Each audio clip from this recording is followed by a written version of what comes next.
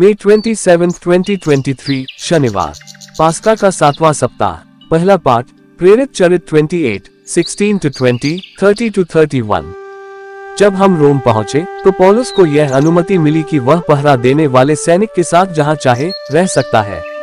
3 दिन बाद पौलुस ने प्रमुख यहूदियों को अपने पास बुलाया और उनके एकत्र हो जाने पर उनसे कहा, भाइयों, मैंने न तो राष्ट्र के विरुद्ध कोई अपराध किया और न पूर्वजों की प्रथाओं के विरुद्ध, फिर भी मुझे बंदी बनाया और यरूशलेम में रोमियों के हवाले कर दिया गया है।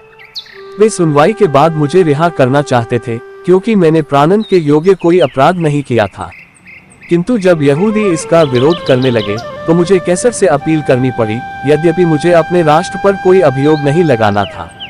इसलिए मैंने आप लोगों से मिलने और बातें करने का निवेदन किया, क्योंकि इस्राएल की आशा के कारण मैं जंजीर पहने हूँ।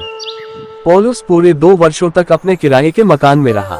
वह सभी मिलने वालों का स्वागत करता था और आत्मविश्वास के साथ निर्विघ्न रूप से ईश्वर के राज्य का संदेश सुनाता और प्रभु ईसा मसीह के विषय में शिक्षा देता था। सुसमाचार संत यूहन्ना 21, 20-25। पेट्रुस ने मुड़कर उस शिष्य को पीछे पीछे आते देखा जिसे ईसा प्यार करते थे और जिसने ब्यारी के समय उनकी छाती पर झुककर पूछा था, प्रभु, वह कौन है जो आपको पकड़वाएगा? पेट्रुस ने उसे देखकर ईसा से पूछा, प्रभु, इनका क्या होगा?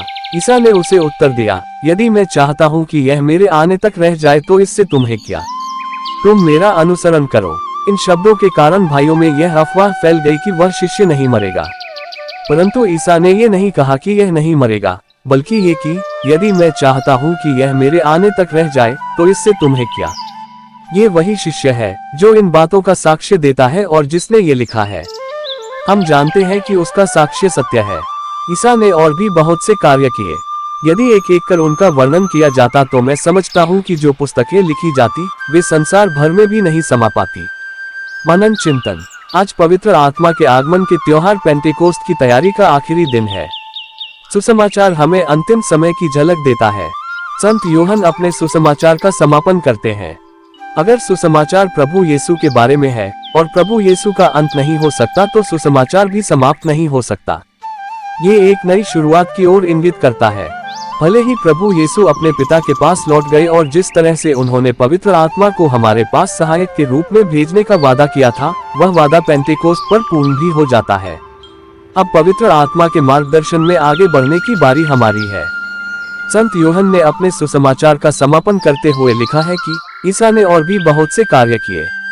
यदि एक एक कर उनका वर्णन किया जाए तो मैं समझता हूँ कि जो पुस्तकें लिखी जाती वे संसार भर में भी नहीं समा पाती। ईश्वर आज भी अपने काम में सक्रिय है। मेरे जीवन में, आपके जीवन में, हम सबके जीवन में सक्रिय है। अगर मैंने अपने जीवन में प्रभु को पाया है, प्रभु ने मेरे लिए कुछ किया है, तो मुझे अपना खुद का सुसमाचार लिखना है। ईश्वर के प्रेम और महान कार्यों का साक्ष्य देना है। पवित्र आत्मा इसमें हमारी सहायता करे।